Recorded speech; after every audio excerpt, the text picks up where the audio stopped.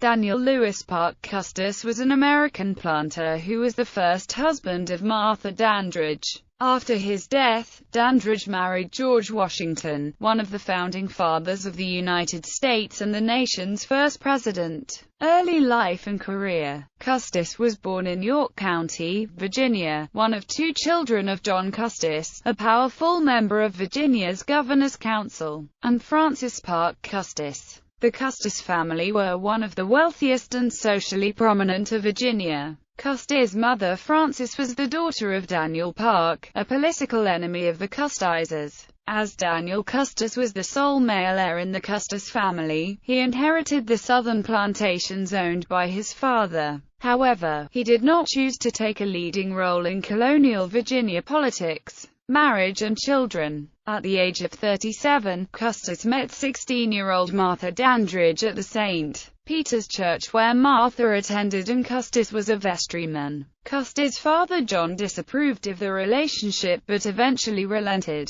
After a 2-year courtship, Custis and Dandridge were married on May 15, 1750. The couple lived at Custis' plantation called the White House in New Kent County, Virginia. They had 4 children: Daniel Parke Custis, Jr., Frances Parke Custis, John Parke, Jackie Custis, Martha Parke, Patsy Custis. Death and estate. Custis died on July 8, 1757 in New Kent County, Virginia, most likely of a heart attack. He is buried in the graveyard of the Bruton Parish Church in Williamsburg, Virginia, next to the 2 children he had with his wife, Daniel, Jr., and Frances Parke Custis. 2 years after his death, on January 6, 1759, his widow, Martha, married George Washington. Estate. As Custis died intestate, his widow Martha received the lifetime use of 1/3 of his property, while the other 2/3 was held in trust for their children.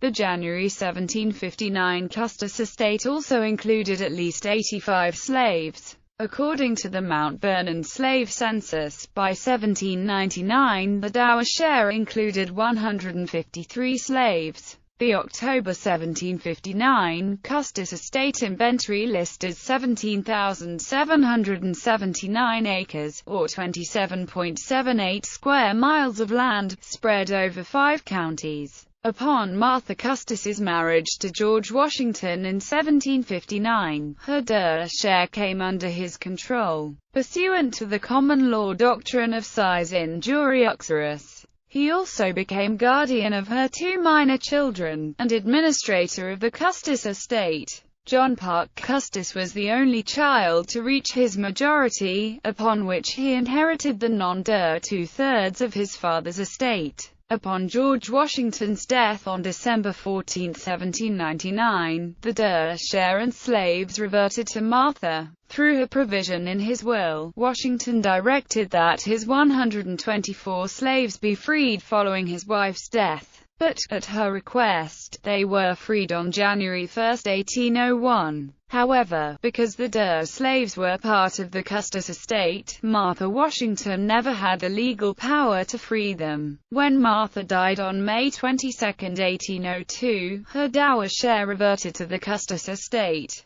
Because of Martha Washington's share, the estate could not be liquidated for more than 45 years. Martha's dower share was eventually divided between John Parke Custis's widow, Eleanor Calvert Custis Stewart, and their 4 children. Martha also bequeathed Alicia, the 1 slave that she owned herself, to her grandson George Washington Parke Custis.